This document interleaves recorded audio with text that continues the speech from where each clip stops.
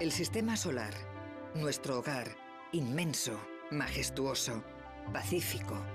Vuelva a pensarlo. En un principio no había nada más que una enorme capa fina de gas. ¿Cómo pudimos transformarnos de eso a esto? Si se analiza la historia del sistema solar, se puede presuponer un nacimiento tremendamente caótico. Parece un pinball planetario. Fueron sucesos extremadamente violentos.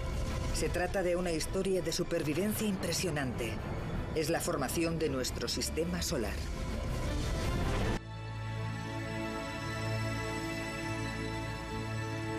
A lo largo de la historia, los cielos han inspirado asombro y sobrecogimiento en los observadores humanos. Nuestros ancestros contemplaban el cielo con admiración e imaginaban el poder de esos objetos brillantes que nosotros llamamos planetas. En la antigüedad se construyeron megalitos, templos y pirámides con los que predecir sucesos cósmicos y adorar a los dioses del cielo. Sin embargo, los primeros telescopios desvelaron que el universo era muy diferente a lo que nos habíamos imaginado.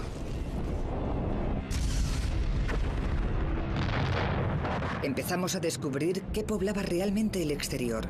No solo dioses, sino planetas, estrellas e inmensas nubes de gas.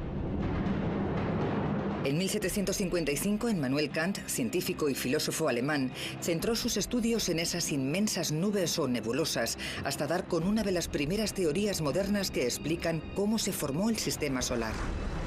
Ha resultado que todas esas nubes preciosas del espacio interestelar son muy importantes, puesto que es ahí donde nacen las estrellas y se forman los planetas. La idea clave de Kant, es decir, que las nebulosas podían colapsar y condensarse hasta formar planetas y estrellas, recibe el nombre de teoría nebular. 250 años más tarde, esta teoría sigue ayudando a explicar el nacimiento de nuestro sistema solar. Cuando los fragmentos alcanzan el tamaño de una montaña, empieza a actuar la fuerza gravitatoria, más potente que la fuerza electrostática, así que se acelera el proceso.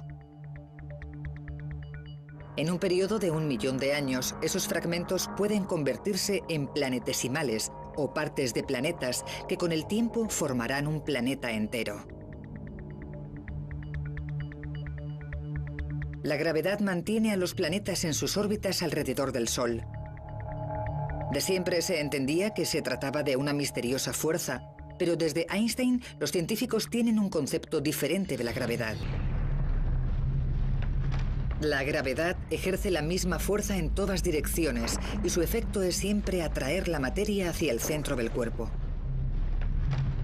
En consecuencia, cuando es lo suficientemente potente, puede convertir cualquier objeto en una esfera. Por esta razón, todos los planetas del sistema solar son esferas prácticamente perfectas. Si su diámetro sobrepasa los 480 kilómetros, no pueden presentar otra forma. Todos los planetas son más o menos esféricos y todos proceden del mismo disco original. No obstante, son mundos... El astrofísico Steve Dees es una autoridad en formación planetaria. Su investigación le ha llevado a comprender la hostilidad que debe reinar en Mercurio. No hay atmósfera ni océanos, solo hay roca y la zona que está orientada hacia el Sol alcanza tal temperatura que, por ejemplo, el plomo se fundiría sin problemas. Llega a haber cientos de grados Celsius. Ese calor sofocante se debe a que Mercurio está muy próximo al Sol, prácticamente a 1/3 de la distancia entre este y la Tierra. A medida que nos alejamos, desciende la temperatura unos 500 grados centígrados. En este ambiente se condensan partículas más rocosas. En consecuencia, en esta región se formaron Venus, la Tierra y Marte.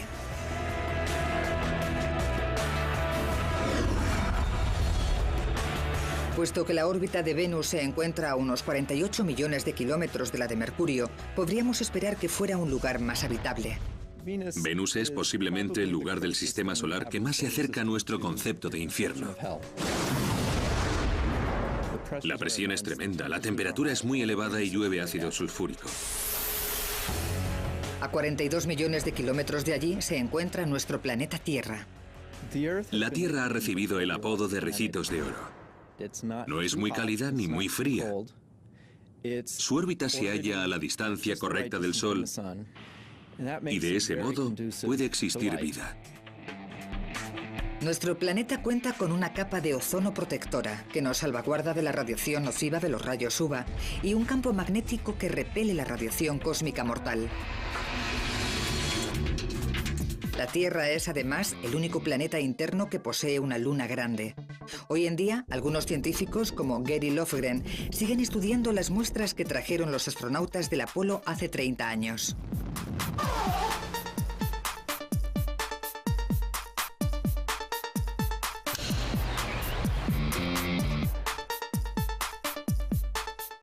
Lofgren trabaja en las instalaciones de almacenamiento lunar donde la NASA guarda la mayor parte de los 380 kilogramos de roca que recogieron de la Luna. Durante años, los científicos los han estado analizando para descubrir cómo se pudo formar la Luna y el resto del sistema solar.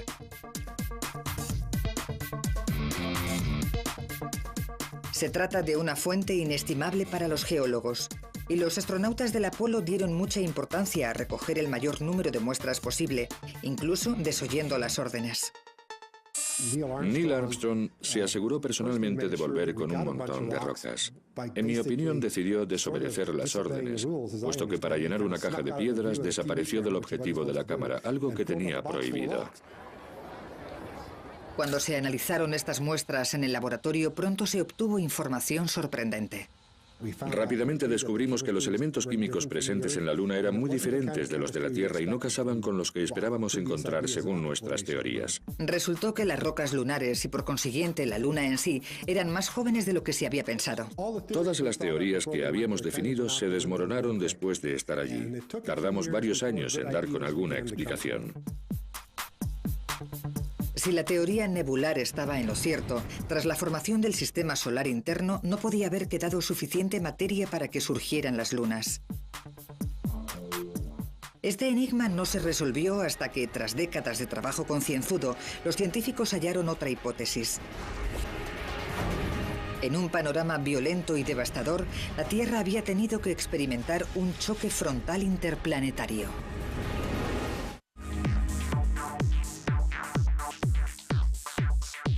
En 1969, Neil Armstrong fue el primer hombre que caminó sobre la Luna. Solo después de que los astronautas del Apolo trajeran muestras lunares, pudieron comprender los científicos cómo se había formado nuestro satélite. El estudio de los isótopos químicos sugirió que la Luna está constituida en parte por materia procedente de la Tierra. Un descubrimiento totalmente inesperado. Los investigadores no sabían explicar cómo podía haber llegado hasta allí.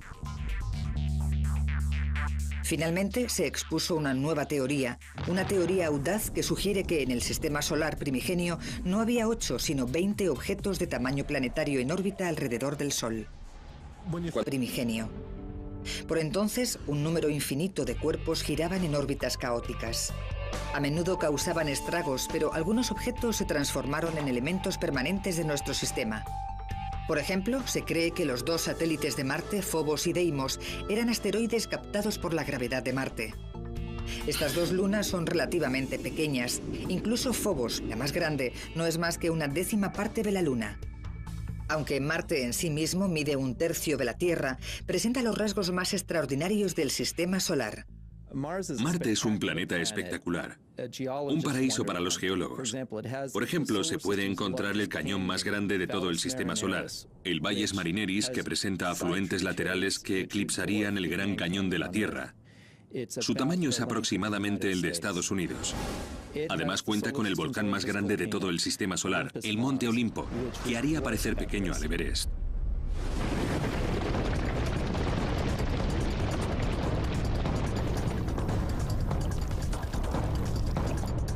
Marte es el último de los 4 planetas terrestres internos. Son cuerpos rocosos que orbitan dentro del cinturón de asteroides.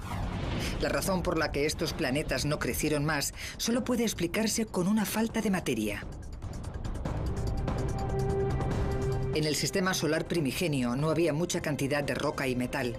Constituían un 0,6% de toda la materia disponible. Además, los planetas internos no podían acumular componentes gaseosos porque hacía demasiado calor para que se condensaran. Por lo tanto, todos los gases se solidificaron más lejos. Pero antes de llegar a esa zona y a los planetas externos, hay que atravesar el cinturón de asteroides.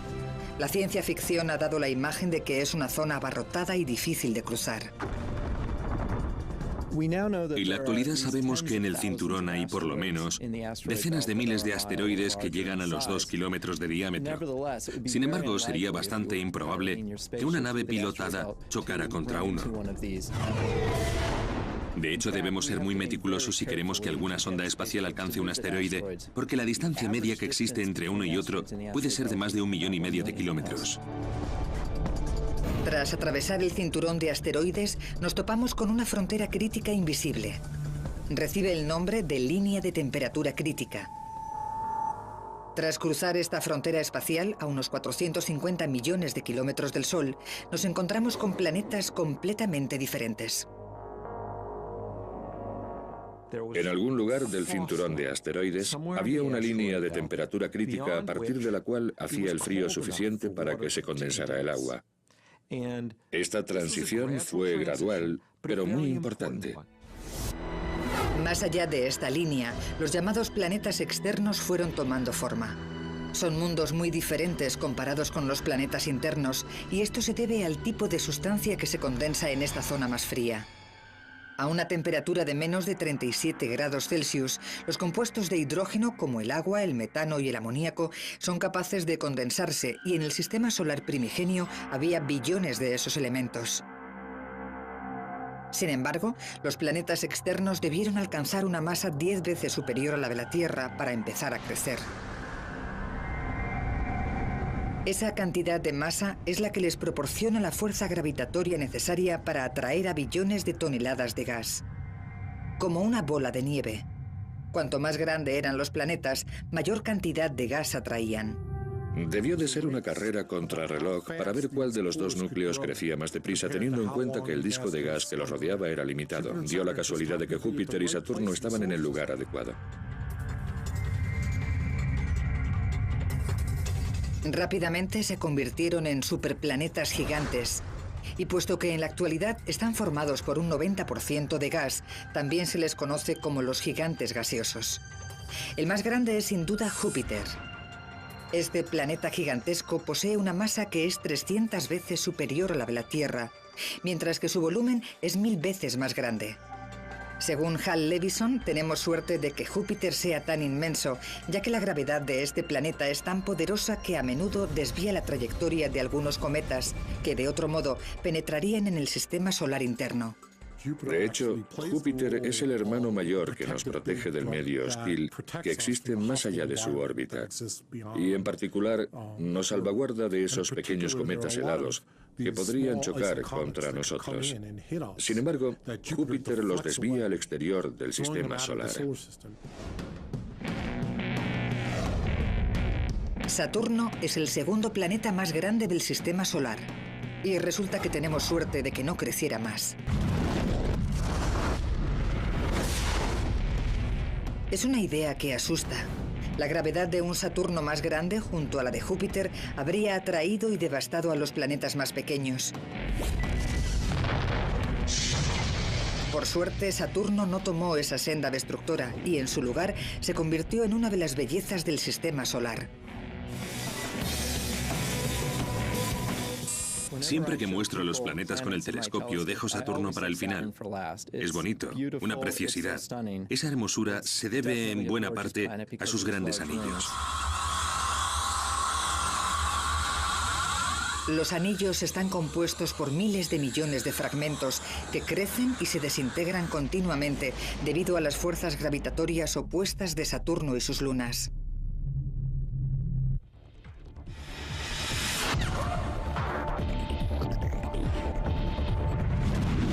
Urano se halla a casi el doble de distancia del Sol que Saturno.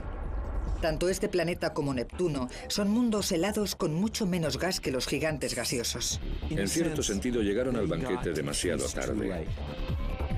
Urano es un lugar muy sencillo de color verde azulado gracias a la capa de metano que recubre su atmósfera.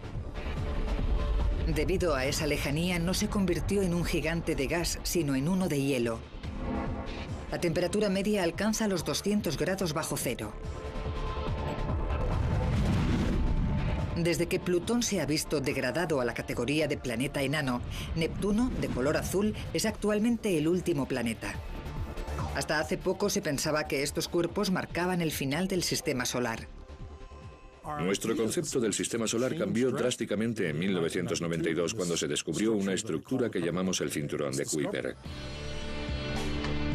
A unos 45 millones de kilómetros del Sol, se ha calculado que este cinturón alberga unos 70.000 pedazos grandes de hielo. Está compuesto por todos los restos procedentes de la formación de los planetas que, por así decirlo, no llegaron a cuajar. Después, a una distancia del Sol 1000 veces superior, se encuentra la misteriosa nube de Oort, formada por más de 1 billón de cometas. Probablemente la mayoría de estos se constituyeron más cerca del Sol durante el mismo proceso que creó los planetas. Sin embargo, puede que la fuerza gravitatoria de los jóvenes Júpiter y Saturno forzara la ampliación de la órbita de estos cometas, que, por tanto, quedaron relegados a los confines del sistema solar. A casi 1 año luz del Sol, los bordes externos de la nube de Oort configuran, esta vez sí, la última frontera. A diferencia del sistema solar diverso que vemos hoy, podíamos haber permanecido siendo cenizas, gas y polvo. ¿Qué sucederá en el futuro? Dentro de 5.000 millones de años, cuando el Sol se quede sin energía, empezará a expandirse y arrastrará consigo a todos los planetas interiores. Algunos sobrevivirán como mundos fantasmagóricos en órbita alrededor de una estrella muerta. No podrá ser de otra manera. Pero, de momento, tenemos suerte de seguir con vida.